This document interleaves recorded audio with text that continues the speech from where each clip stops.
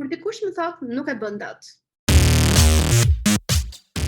Përshëndetje, mirë se erdhët në këtë kanal dhe faleminderit që më ndiqni dhe dëgjoni videot e mia. Në këtë video do të flasim për një lloj faktori psikologjik dhe emocional që ne na ndodh kur jemi përballë sfidash dhe përballë përpjekjesh për të kryer gjëra të cilat nuk i kemi provuar më përpara. Rrugtimi im me vetpunësimin dhe me ofrimin e shërbimeve në social media marketing ka filluar që në 2012-ën, por në 2014-ën un kam nisur full time të jem e përfshirë në social media marketing, qoftë me ofrime shërbimesh, qoftë duke trajnuar individ në fushën e social media marketing. Nëse ka një gjë që dua ta cilësoj për rrugtimin tim është kur në fillimet e mia pata shumë vështirësi dhe sfida dhe pengesa në lidhje me rrugtimin tim. Me këtë fushë të re që jemi të drejtë, duhet ta themi që ende është e pa eksploruar siç duhet, e pa përfshirë, e pa përqafuar siç duhet në tregun shqiptar. Dhe në atë kohë një vajzë e cila kërkonte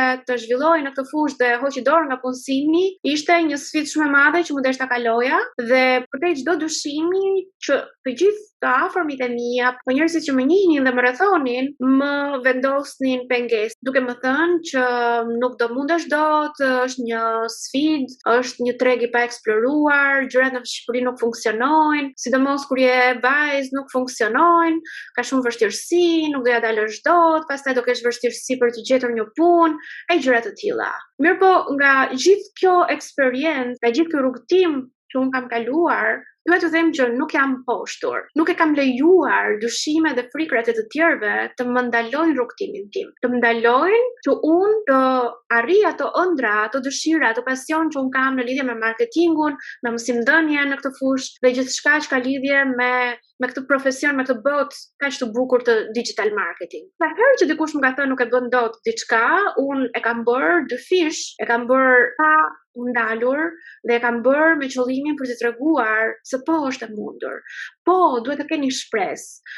Po, duhet të keni besim te vetja. Po, edhe nga Shqipëria mund të punohet në tregje ndërkombëtare, me tregje në Amerikë, që një Amerikan ndoshta nuk ka mundësi t'i ofrojë këtë lloj shërbime, me këtë lloj cilësie që ne nga Shqipëria po e ofrojmë. Dhe vërtet ekziston mundësia që secili që zotëron disa aftësi t'i ofrojë të shërbime dhe të fitojë të ardhura njësoj si një Amerikan, duke jetuar në Shqipëri. Një gjë që më ka ndihmuar ka qenë që gjithmonë kam pasur disa individ, disa figura, qoftë në Shqipëri dhe qoftë jashtë Shqipërisë, që i kam ndjekur, që i kam studiuar, kam lexuar librat e tyre, kam parë videot e tyre, jam motivuar nga historitë e tyre, nga biografia e tyre, se si kanë pasur rrugtimin e tyre, vështirësitë që kanë kaluar, si kanë kaluar, çfarë sfidash kanë pasur ato, sa të ngjashme janë me sfidat e mia. Dhe këto më kanë bërë të kuptoj që në fakt sfidat edhe dështimet janë pothuajse njësoj për të gjithë sipermarresit, por dikush i kalon ato dhe fiton eksperiencën dhe zhvillon një biznes shumë më mirë në treg, dhe dikush tjetër stepet,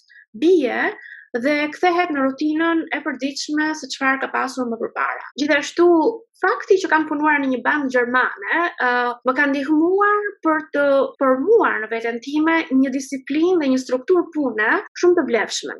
Kjo më ka ndihmuar që çdo ditë unë të kem një blok, të kem detyrat e mia që duhet të kryej, duhet të kem matje të suksesit tim dhe të arritjeve të mia dhe të jem gjithkohës me këmbë në tokë për çfarë jam duke bërë.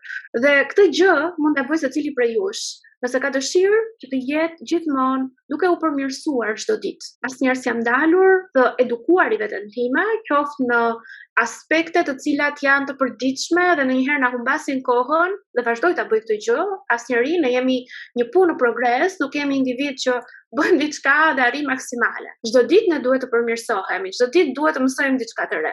Dhe edukimi është i nevojshëm.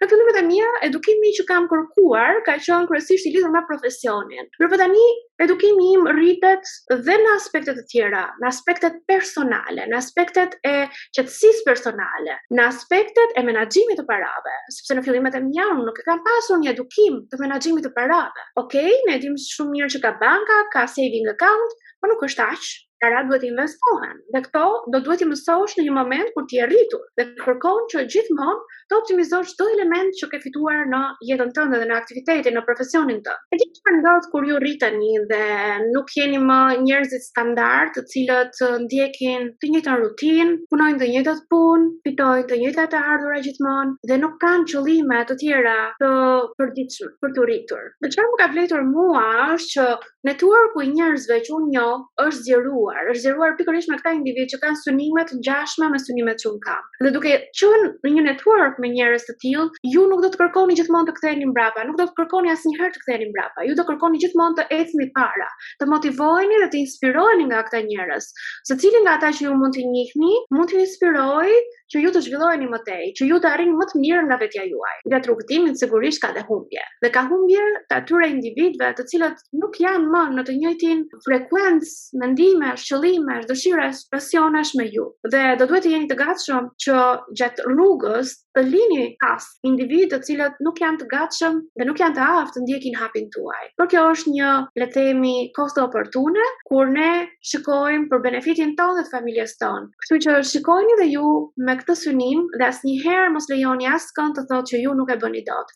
Ju mund të pushtoni tregun ndërkombëtar me shërbimet që ju ofroni.